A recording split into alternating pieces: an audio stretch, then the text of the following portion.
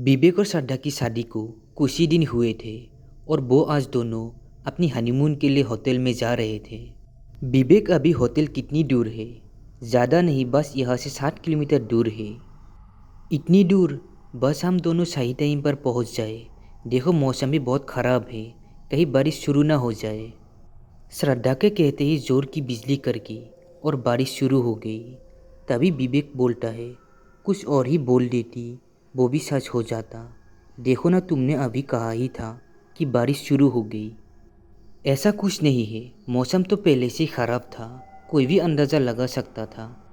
दोनों हंसी मजाक करते हुए आराम से उस होटल की तरफ बढ़ रहे थे जहाँ विवेक ने उनके लिए रूम बुक किया था। लेकिन बारिश बहुत तेज़ होने लगी थी और अचानक पेट्रोल भी एंडिंग पर नज़र आने लगा। तभी विवेक बोलता है, हे भगवान, ये फ्यूल इतनी जल्दी ख़त्म कैसे हो रहा है? तुमने चलने से पहले चेक नहीं किया था क्या? हाँ, मैंने किया था, लेकिन अब ये ख़त्म होने वाला है। विवेक ये देखकर हैरान था कि जब टैंक फुल करवाया था तो टैंक अचानक कैसे खाली हो रहा है। 5 मिनट और चलने के बाद उसकी कार बंद पड़ गई। श्रद्धा ने कहा, क्या हुआ विवेक? फ्यूल ख़त्म हो गया, अब हम होटल कैसे पहुँचेंगे? अरे देखो, सामने एक होटल नज़र आ रहा है। श्रद्धा ने उस गेट की तरफ इशारा किया जो कि कुछ ही कदम की दूरी पर नज़र आ रहा था। उस होटल का नाम पढ़ते ही विवेक के चेहरे पर डर सा दिखने लगा। श्रद्धा कहती है, देखो ना कितना अच्छा होटल है, आज रात यहीं रुक जाते हैं, सुबह यहाँ से चेकआउट कर लेंगे। विवेक पता नहीं होटल में जाने से क्यों कतरा रहा था, लेकिन श्रद्धा के आगे उसकी कहाँ चलने वाली थी और वैसे भी उसके पास यहाँ रुकने के अलावा और कोई दूसरा रास्ता भी नहीं था। दोनों कार से उतरे और पानी से बचते हुए उस होटल के अंदर गए। रिसेप्शन से उन्हें रूम का नंबर 108 की चाबी मिली। तभी विवेक बोलता है, और कोई रूम नहीं है, ये 108 ही क्यों दे रहे हो? श्रद्धा ने कहा, अरे क्या हो गया तुमको? रूम नंबर 108 है तो इसमें इतनी घबराने वाली क्या बात है? विवेक डर रहा था। तभी श्रद्धा रिसेप्शन से चाबी ले ली और वो दोनों रूम नंबर 108 में पहुँचे। श्रद्धा कहती है, रूम तो काफ़ी अच्छा है, बस अब कुछ खाने का ऑर्डर कर देती हूँ, बहुत ज़ोर की भूख लगी है। ये कहते हुए श्रद्धा ने रिसीवर उठाया और रूम सर्विस को ऑर्डर दिया। उन्होंने श्रद्धा को मेन्यू बताया और श्रद्धा ने ऑर्डर दे दिया। फिर दोनों बैठकर बातें करने लगे। कुछ देर बाद डोरबेल बजी और श्रद्धा ने उठकर दरवाज़ा खोला। रूम सर्विस बॉय ने जैसे ही विवेक को देखा तो उसके चेहरे का रंग उड़ गया। सर्विस बॉय बोलता है, सर अब अच्छा हुआ कि आप यहाँ आ गए। आपको पता भी नहीं है कि उस रात के बाद मेरे साथ क्या क्या हो रहा है। ये सुनकर विवेक चौंक गया और श्रद्धा भी हैरान रह गई। श्रद्धा ने कहा, ये तुम क्या कह रहे हो? ये कहकर उसने विवेक से पूछा, ये क्या बोल रहा है? क्या तुम पहले भी यहाँ आ चुके हो? नहीं, मैं तो यहाँ पहली बार आया हूँ। विवेक ने सर्विस बॉय से कहा कि तुमको कोई गलतफहमी हुई है। सर्विस बॉय कहता है, नहीं सर, मुझे कोई गलतफहमी नहीं हुई है, मैं आपको अच्छी तरह से पहचान गया हूँ। विवेक ने उसकी बात को वही काट कर उसे डांटते हुए कहा, तुम खाना देकर यहाँ से चले जाओ, नहीं तो मैं अभी मैनेजर से कहकर तुम्हारी याददाश्त ठीक करवा दूंगा। ये सुनकर वो डर गया और खाने की ट्रॉली उनके पास छोड़कर चला गया।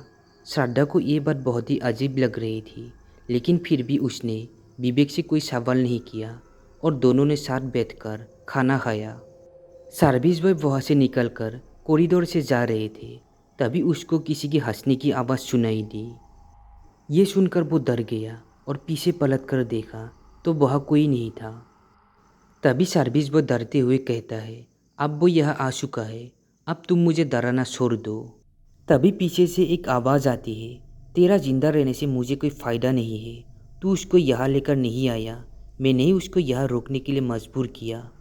ऐसा कहकर उसके सामने एक लड़की आ गई। वो बहुत ही डरावनी लग रही थी। उसकी आंखें पीली और चेहरा नीला पड़ा हुआ था। वो चिल्लाया, लेकिन अगले ही पल वो लड़की उसका गला पकड़ लिया। तभी एक झटके से वो लड़की ने उसकी गर्दन घुमाई और धड़ से अलग कर दी। खाना बहुत ही टेस्टी था, मैं ज़रा बाथरूम होकर आती हूँ। ये कहकर श्रद्धा उठी और बाथरूम में चली गई। विवेक मोबाइल निकल कर उस होटल में कॉल करने लगा जहाँ उसने रूम बुक किया था। अरे यहाँ तो नेटवर्क भी नहीं है। आज ये मेरे साथ क्या हो रहा है?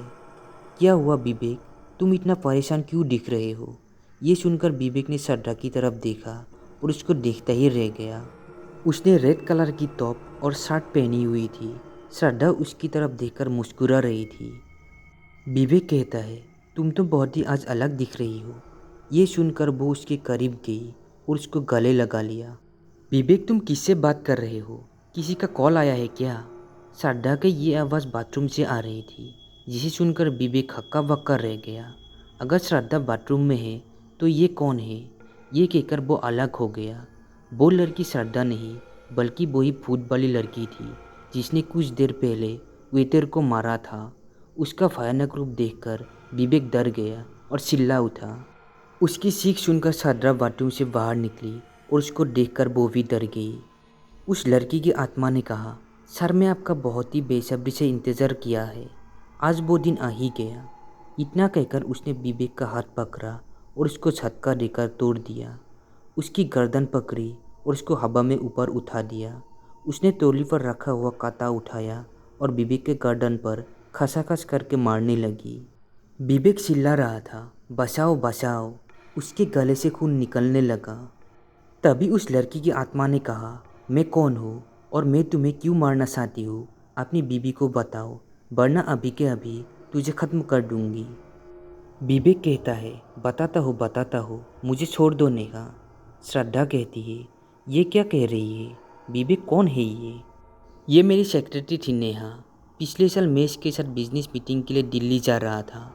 हम एक रात यहाँ रुके थे, लेकिन मुझसे एक गलती हो गई। मैंने अपने रूम सर्विस बॉय को पैसे देकर शराब मंगवाई और फिर रात के टाइम नशे के हालत में मैंने उनके साथ गलत काम किया।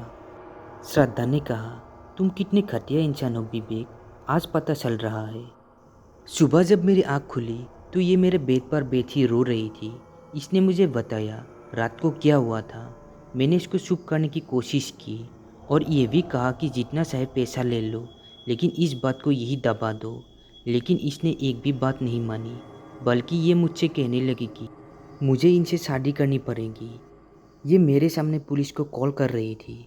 तभी नेहा की आत्मा ने ट्रॉली पर से चाकू उठाया और फिर उसके गर्दन पर रखकर बोली, आगे बता।